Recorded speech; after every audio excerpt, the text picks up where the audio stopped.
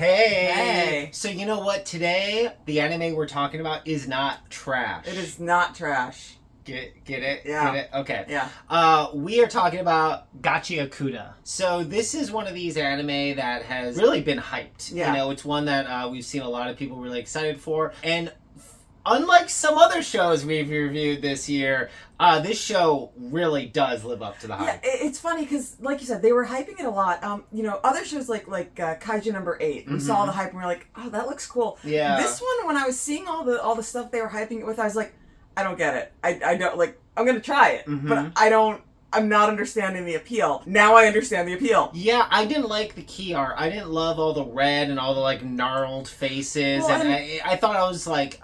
I thought it was going to be like a cannibal post-apocalyptic show. Well, the other thing is that, your main character is surrounded by trash and all of the art for it, and there isn't really an explanation for it. Yeah. When you watch the show, it makes sense and it's awesome. Yeah. But yeah, like, other than, like, you find out that he's a guy that picks through trash and fixes things, they don't really explain much, but yeah, now we know. Now we know. When we were in Anime Expo, the Crunchyroll exhibit, they had like a fun little thing there. Yeah. And, we saw a bunch of stuff for it there. We picked through the trash. We did. And we got like a sticker or something. I'm not really sure what we got. A bag. Oh, we got a bag. Oh yeah, we do have a bag. That we carry around. Awesome. We should have that right now. Yeah, where's our Gachiakuta bag? Official like merch? We could be showcasing it. We have failed. We are sorry. We have failed you. Sorry, guys. All right. So the basic plot of this show. Do you want to explain it or should I? So it's interesting and hard to explain, but I will start off by saying, the very first episode we felt was like, oh, this is kind of like Dead Man Wonderland, because in your first episode, I know. How dare you? I was the one who exclaimed that out of nowhere. You did, and I completely agreed with you because you are correct. Because it was like a magical moment for me. But the point is that in your first episode, your main character essentially gets framed and disposed of. Yeah. This main character, Rudo, he is living in this very strange world where there's a bifurcated society. Mm-hmm. There's one side of society that is very clean, very rich, and there's another side which is like the total slums. Rudo, our main character, is even like a lower class in the slums. Yeah. His father, they call him a murderer. He was raised by this one guy who's like, this seems to be the only person who ever showed him kindness. And what Rudo does is he goes into the nice area and he steals their garbage so that he can fix it up and resell it as a way to survive. And so you get the really cool scene in the very open where he's risking his life to steal garbage that they're going to dump anyway. He's framed for the murder of the guy that raised him. Yeah. He gets thrown into the pit.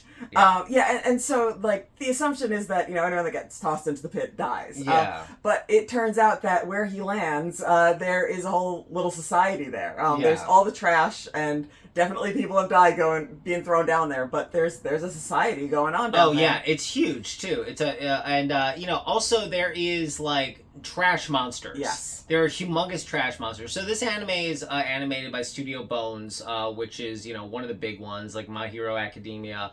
It is very clear how amazing the animation of the studio comes out, because the second episode especially, with the trash monsters, and they're like 3D, they look amazing. It's spectacular. Yeah. So the pit that he's in, this like world called the pit, it kind of feels like WALL-E a little bit. There's just like trash everywhere in this forbidden zones of these monsters we talked about. But one of the things you find out pretty quickly is that there are people with powers. Yeah.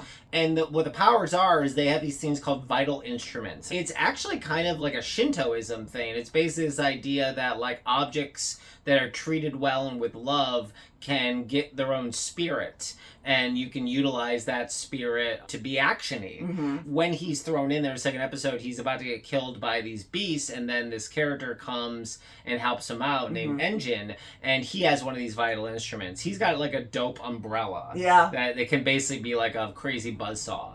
Rudo, because he's the main character of a shonen, he also has a special power. He just doesn't understand it yet or how to use it, but it seems to be these gloves that he has. Yeah, but not all people have that ability, have the giver ability? Yeah, the giver ability, yeah. So, there are people down there that don't have these powers, but it's it's a kind of crazy thing, and Yeah. it's cool, and like they use them to fight the trash monsters. Yeah. And, So like this Rio character she's got like scissors and they become huge and she uses them with her legs. Yeah. It's awesome. But yeah, no, the show is awesome. yeah. I mean, I'm really enjoying it. I can't wait to keep on watching it. Yeah. There's also, you know, there's just mystery in general. You know, Yeah. Rudo falls down the pit, and when he meets people, they realize that he's not from down the pit. You know, Yeah. they refer to him as a spherite. Yeah, Sphera. Yeah. And so we know that like they hate the Spherites because the Spherites trashed the place they live. Yeah. But all he wants is to get back to the sphere to like take out everyone who ever wronged him and everyone who was responsible for the death of the guy who raised him. Yeah. That's all he wants, and so when he meets Engine, who is a cleaner, Yeah. you know, like all he wants is to find out how to get back up there, and so he's trying to use everyone he can to get information on that. Totally. So yeah, the show's got a lot of sci-fi. It's got like the superhero stuff with the Giver and the powers. It's a lot of mystery. Yeah. You know, a lot of that sort of Attack on Titan. Like, you know, where's his father? Is his father still alive? Why are these trash monsters appearing? Yeah, there's like a lot of stuff with like, you know, the place that Rudo is from and the place he is now, and so there's a lot of stuff to be discovered.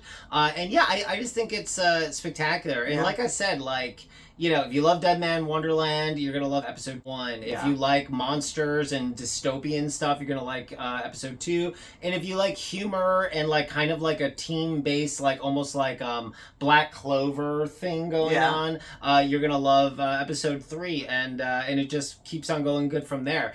So, Gachiakuta we're watching on Crunchyroll, but you should watch it. It's super cool. Anything else you want to say, Anime? No, I really love this show. It's a great show. What would be your vital instrument? Let us know in the comments down below. Yeah. Ours would clearly be this YouTube channel.